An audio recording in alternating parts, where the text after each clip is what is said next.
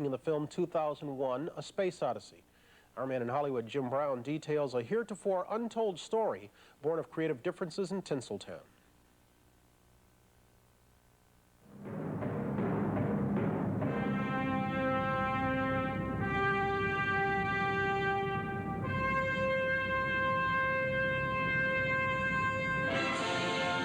It's hard to imagine the opening to 2001, A Space Odyssey, without this piece of classical music by composer Richard Strauss.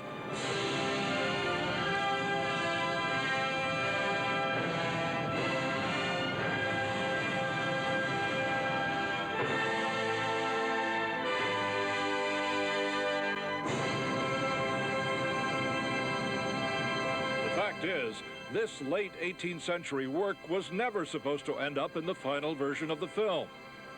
2001 director Stanley Kubrick used several pieces of classical music as temp tracks, or music which is temporarily used by filmmakers for editing purposes.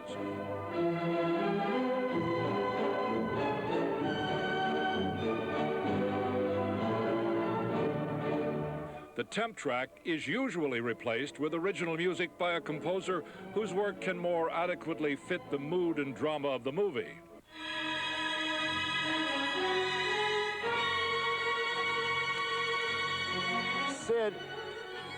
Sid, in bar 20, violins and violas, bar 20... This is veteran film composer Jerry Goldsmith, earlier this year conducting the premiere recording of the original music for 2001.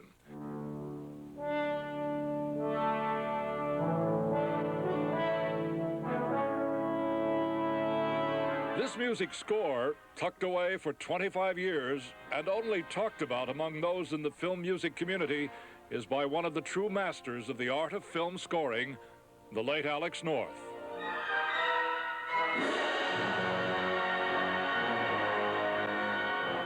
I was having dinner at his place one night, and he said, "You want to hear the music from 2001? I mean, everybody wanted to hear this music, but nobody would dare ask him. And so when he volunteered this to me, I was thrilled.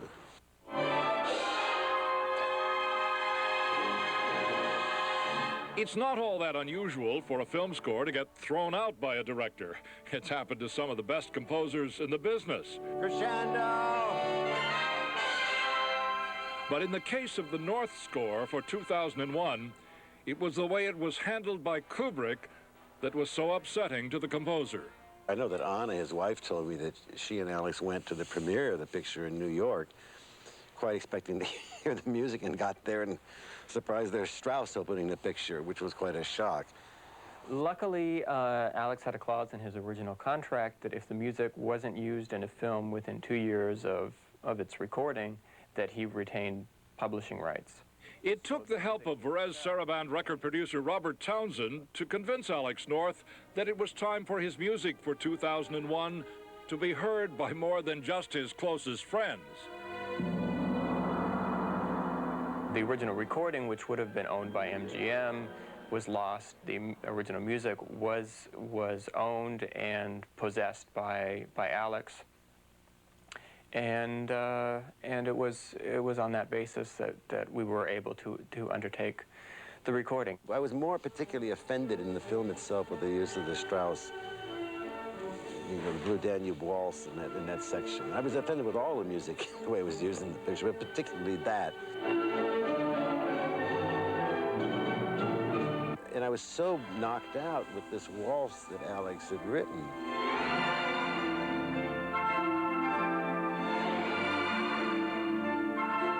Dramatically, he took the waltz and turned it into a wonderful piece of drama and worked it with the film. And I think it's still the most exciting piece in the score.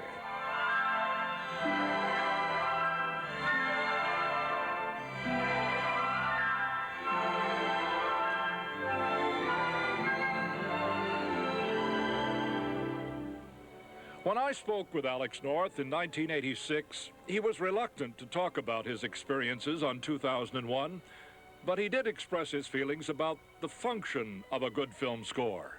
I've always debunked that idea that music should not be heard if it's a good score.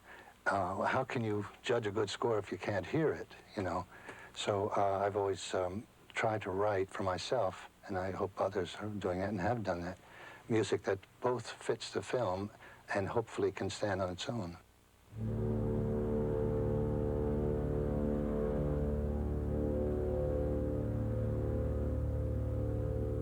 Even after 25 years of living with the film and the classical music that was in the film, Alex's music immediately became inseparable.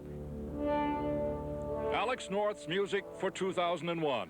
Stanley Kubrick didn't want it in the movie, but thanks to Varèse Sarabande and Jerry Goldsmith, music buffs can now decide whether the reclusive director made the right decision. For today, Jim Brown, NBC News, Hollywood.